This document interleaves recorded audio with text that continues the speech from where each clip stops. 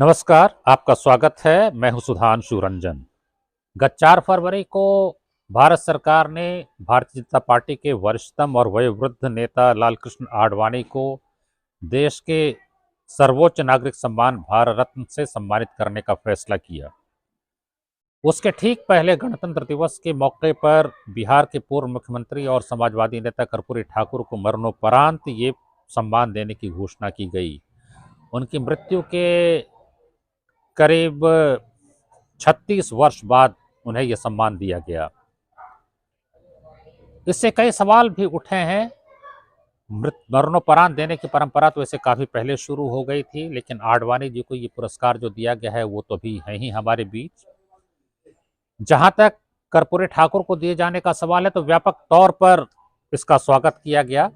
काफी दिनों से मांग भी की जा रही थी, लेकिन कुछ लोगों को उसमें राजनीति भी नजर आती है और आडवाणी को दिए जाने का कुछ लोगों ने विरोध भी किया था। कुछ लोगों ने यह भी सवाल उठाया कि जिन्ना के प्रशंसक को ये सम्मान दिया जा रहा है।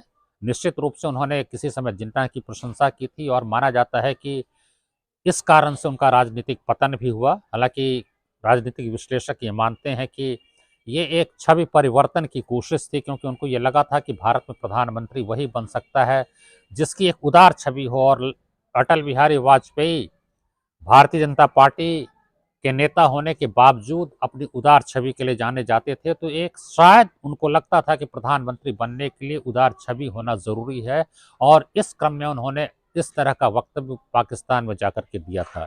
लेकिन हम थोड़ा विचार कर लें इस पुरस्कार के बारे में कि क्या पुरस्कार केवल योग्यता के ही आधार पर होता है या उसमें राजनीति भी होती है, और वो है तो क्या है। निश्चित रूप से योग्यता तो होती ही होती है, लेकिन जब ये पुरस्कार 1954 में शुरू किया गया, जब इसकी स्थापना हुई, तो उसमें साफ था कि ये कला, साहित्य और विज्ञान के क्षेत्र में जो अनुपम उपलब्धियां होंगी उनके लिए ये पुरस्कार दिया जाएगा। और पहला जो 3 लोगों का चयन किया गया था वो थे चक्रवर्ती राजगोपालाचारी, सर्वपल्ली राधाकृष्णन और सीवी रमन। इन तीनों को 1954 में भारत रत्न से नवाजा गया। लेकिन 1955 में भी 3 लोगों को पुरस्कार दिए गए। उनमें थे भगवान दास, विश्वेश्वरैया और फिर जवाहरलाल नेहरू, जो भारत के प्रधानमंत्री थे, उनको भी ये सम्मान दिया गया। इस कारण से ये विवाद भी खड़ा हुआ, क्योंकि ये भारत सरकार की अनुशंसा पे ही दिया जाता है, इसलिए प्रधानमंत्री को ये सम्मान दिया जाना कितना सही था, उसमें नेहरू की अपनी क्या भूमिका थी, क्या उन्होंने खुद इसको स्वीकार किया कि उनको दिया जाना चाहिए। लेकिन उस विवाद में भी हम नहीं जाएंगे। लेकिन उसके बाद ये परंपरा शुरू हो गई कि राजनेताओं को भी ये पुरस्कार दिया जाने लगा। और 1957 में फिर जो दूसरे राजनेता थे जिनको ये सम्मान दिया गया वे थे गोविंद बल्लभ पंत। फिर 1961 में बंगाल के मुख्यमंत्री विधान चंद्र राय, 1962 में बाबू राजेंद्र प्रसाद और उसके बाद जाकिर हुसैन। तो एक परंपरा शुरू हो जाती है राजनेताओं को भी सम्मान दिए जाने की। ये सम्मान देना अपने आप में बहुत अच्छी बात है, लेकिन पहले नियम यह था कि मरणोपरांत ये सम्मान नहीं दिया जाता था। लेकिन उसमें एक परिवर्तन किया गया 1966 में, जब अचानक लाल बहादुर शास्त्री की ताशकंद में मौत हो गई। वो मौत विवादित मौत थी और उसमें कई तरह के आरोप भी लगे कि ये मौत नहीं है बल्कि हत्या है। आज हम उसमें नहीं जाएंगे कि ये मौत सामान्य मौत थी, हार्ट अटैक के कारण मौत हुई थी जैसा कि कहा जाता है, या हत्या कराई गई, जो कि गंभीर आरोप है। और इस पे बहस उस समय से लगातार चल रही है, आज तक उसका कोई जो है ठोस उत्तर भी नहीं मिला है। तो यह भी कहा जाता है कि शायद इस विवाद को खत्म करने के लिए नियम बदल करके लाल बहादुर शास्त्री को भारत रत्न दे दिया गया। तो ये पहला उदाहरण था जब मरणोपरांत जो है दिया गया। लेकिन जो दूसरी बड़ी घटना हुई मरणोपरांत देने की, वो थी 1988 में, जब एमजी रामचंद्रन को दिया गया। उनकी मौत हुई थी और उसके तुरंत बाद भारत सरकार ने उनको सर्वोच्च सम्मान देने की घोषणा की गई। और उस समय भी लोगों ने कहा था कि ये राजनीतिक नफा नुकसान को ध्यान में रखते हुए ऐसा किया गया है, क्योंकि कांग्रेस को तमिलनाडु में वोट चाहिए था और इसलिए ये दिया गया, जबकि शायद वो इतना बड़ा सम्मान नहीं दिया जाना चाहिए था। और उसके बाद 1990 में बाबा साहब भीमराव अंबेडकर को भारत रत्न से नवाजा गया। तो ये उनकी मौत के 33-34 वर्षों बाद किया गया था। तो ये पहला उदाहरण था जब मृत्यु के इतने समय बाद किसी राजनेता को ये सम्मान दिया गया, और माना जाता है कि भारत की राजनीति में एक बड़ा परिवर्तन उसके साथ आया था। जिस तरह से उसके बाद फिर मंडल और फिर पिछड़े वर्गों की राजनीति का उभार हुआ, उसमें उसकी एक बहुत बड़ी भूमिका थी। और अम्बेडकर को भी जो राजनीति में जगह मिली, वैसे तो अम्बेडकर बहुत महत्वपूर्ण व्यक्ति थे ही, इसमें कहीं कोई शक नहीं है, लेकिन उसके बाद से एक राजनीति में परिवर्तन भी आता है। और उसके बाद एक परंपरा शुरू हो गई, जब जो है मरणोपरांत दिया जाने लगा। और जो उसका सबसे बड़ा उदाहरण है वो है 2015 में, जब मदन मोहन मालवीय को उनके निधन के 69 साल बाद ये सम्मान दिया गया। इसमें और भी कई दिलचस्प बातें हैं कि राजनेताओं को जब दिया जाने लगा, जैसे मैंने कहा कि पहला मिला जवाहरलाल नेहरू को, लेकिन एक राजनेता थे जिन्होंने सम्मान लेने से मना कर दिया था, वे थे अबुल कलाम आज़ाद। जब उनका नाम आया तो उन्होंने खुद कहा कि मैं ये नहीं लूंगा। अरे हम ही तो देते हैं, यानी सरकार ही तो देती है। जब सरकार ही देती है और सरकार का ही मंत्री सम्मान ले ले तो उसका मतलब क्या होता है। तो वो एकमात्र राजनेता थे जिन्होंने सम्मान लेने से मना कर दिया था। दूसरा विवाद हुआ था जब 1971 में वीवी गिरी ने इंदिरा गांधी को भारत रत्न देने की घोषणा की। इसमें दिलचस्प बात यह है कि इसमें सरकार से कोई अनुशंसा नहीं थी, लेकिन राष्ट्रपति ने अपनी ओर से यह घोषणा कर दी। आपको पता है कि संविधान में प्रावधान है अनुच्छेद 74 में कि there shall be a council of ministers to aid and advise the president. राष्ट्रपति को सलाह देने के लिए एक मंत्रिपरिषद होगी, और राष्ट्रपति जो है वो मंत्रिपरिषद की अनुशंसा पे ही काम करते हैं। और राज्य में भी यही प्रावधान है कि राज्यपाल जो है वो मंत्रिमंडल की अनुशंसा पे काम करते हैं। लेकिन यहाँ कोई अनुशंसा सरकार की नहीं थी, लेकिन वीवी गिरी ने ऐसा किया। कहा यह जाता है, विश्लेषकों का मानना है कि चूंकि राष्ट्रपति चुनाव में वीवी गिरी इंदिरा गांधी के व्यक्तिगत समर्थन से राष्ट्रपति बने थे, क्योंकि कांग्रेस पार्टी की ओर से नीलम संजीव रेड्डी को प्रत्याशी बनाया गया था, लेकिन इंदिरा गांधी को वो मंजूर नहीं था। इसलिए उन्होंने एक प्रत्याशी खड़ा करके कहा था कि जो मतदाता हैं, यानी सांसद हैं, विधायक हैं, वे अपने विवेक के आधार पर मतदान करें। कंसेंस वोट की बात की गई थी। इंदिरा गांधी ने खुद कंसेंस वोट की बात नहीं की थी, लेकिन किसी से कहलवाया गया था। और वो एहसान के बोझ से इतने दबे थे कि उन्होंने बिना प्रधानमंत्री से पूछे इसकी घोषणा कर दी। लेकिन इसको चुनौती कौन दे सकता है? अगर प्रधानमंत्री या सरकार की अनुशंसा के बिना राष्ट्रपति कोई काम करता है तो उसको जो चुनौती देगा वो प्रधानमंत्री देगा, लेकिन यहाँ प्रधानमंत्री को ही दिया गया था और इसलिए इसको कोई चुनौती नहीं दी गई। और फिर ये भी कहा जाता है, जिसको अंग्रेजी में क्विड प्रो को कहते हैं, कि उसके प्रतिदान में इंदिरा गांधी ने वीवी गिरी को सेवानिवृत्त होने के बाद 1975 में उनको भी भारत रत्न दे दिया। और फिर जैसा मैंने कहा कि 1990 के बाद एक बहुत बड़ा परिवर्तन आ गया और फिर एक शुरू हो गया। एक और विवादास्पद ये सम्मान दिया गया 2014 में, जो सचिन तेंदुलकर को दिया गया, क्योंकि उसमें भी खिलाड़ियों को दिए जाने की कोई परंपरा नहीं थी, नियम बदले गए। क्योंकि खिलाड़ियों को बहुत सारे और सम्मान दिए जाते हैं, लेकिन उनको ये सम्मान दिया गया। इस पर भी कुछ लोगों ने आपत्ति की थी, और अब तो खैर हर क्षेत्र में ये सम्मान दिया जा रहा है। तो बहुत सारी ऐसी चीजें हैं जिनको लेकर के कई बार सर्वोच्च सम्मान को लेकर ही विवाद हुआ है। पहले जब अंग्रेजों का समय था, उस समय राय बहादुर, राय साहब, दीवान बहादुर या सर वगैरह की उपाधि दी जाती थी, नाइटहुड दिया जाता था। तो ये माना जाता था जो अंग्रेजों के वफादार हैं, जो उनके चमचे हैं, उनको ये दिया जाता था। लेकिन जब देश आज़ाद हो गया तो उसके बाद से कोई उस समय सम्मान नहीं था, कोई टाइटल नहीं था। तो ये तय किया गया कि हम अपनी ओर से, भारत सरकार जो है वो खुद विभिन्न क्षेत्रों में विशिष्ट कार्य करने वालों को सम्मानित करे। और इसलिए राजनेताओं के अलावा दूसरों को सोचा गया था, और बहुत बड़े बड़े, जैसा मैंने कहा, भगवान दास, सर्वपल्ली राधाकृष्णन वगैरह को दिया गया था। वैसे तो जब राजगोपालाचारी को दिया गया तो वो भी जो थे सो राजनेता ही थे, लेकिन चूंकि वो गवर्नर जनरल हो गए थे, इसलिए एक तरह से उनको गैर राजनीतिक मान लिया गया था।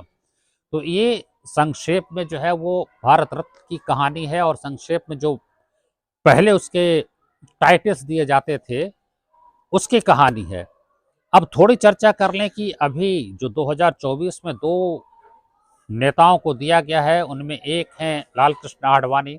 अब बहुत लोगों का मानना है कि एक सही व्यक्ति को सम्मान मिला है, जिन्होंने न सिर्फ अपनी पार्टी को आगे बढ़ाया बल्कि राम मंदिर के निर्माण का जो आंदोलन था उसमें उनकी अग्रणी भूमिका थी और वो निर्माण कार्य पूरा हो गया है, तो ये बिल्कुल सही है कि ऐसे व्यक्ति को सम्मानित किया गया है।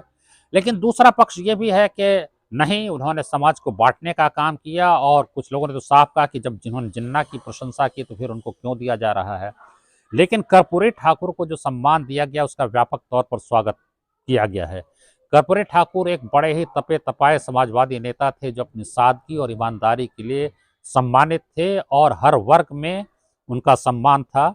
2 बार वो बिहार के मुख्यमंत्री भी रहे और बड़े बड़े पदों पर रहने के बावजूद एक अपना मकान तक नहीं बना पाए। 1952 से लगातार वो विधायक रहे, सांसद भी बने 1977 में, लेकिन उसके बाद फिर वापस आकर के बिहार में मुख्यमंत्री बने। तो हमने उनके बेटे रामनाथ ठाकुर से बात की और उन्होंने कुछ उनके अंतरंग पक्ष के बारे में हमें जानकारी दी। देखिए उनके पुत्र रामनाथ ठाकुर को क्या कहना है अपने पिता के बारे में। उसके बाद मैं ठाकुर जी को 3 रूप में देखता हूँ। एक रूप में देखता हूँ ब्रह्मा के रूप में। ब्रह्मा मतलब ब्रह्मा। हिंदुस्तान में बहुत लोगों को बनाए, बहुत लोगों अपने व्यवहार से, योग्यता पर डिबेट करके मैं इस रूप में देखता हूँ ब्रह्मा के रूप पूरे। उसमें मैं अपने को भी सम्मिलित करता हूँ। दूसरा रूप देखता हूँ उनका शंकर के रूप में, दयावान होना, दूसरे के दुखों को अपना दुख समझना, शांति से मदद करना, इस रूप में देखते हैं शंकर के रूप में। कि अपने ऊपर कुछ भी हो जाए लेकिन हम दूसरों को मदद करें, दूसरों को उसके साथ जो अन्याय हो रहा है उसको न्याय कैसे मिले इसके लिए प्रयत्नशील रहना। और तीसरे रूप में देखता हूँ कृष्ण के रूप में,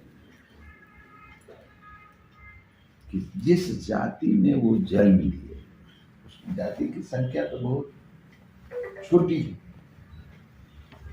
लेकिन उनका अध्ययन और उनका अनुभव और उनका जीवन,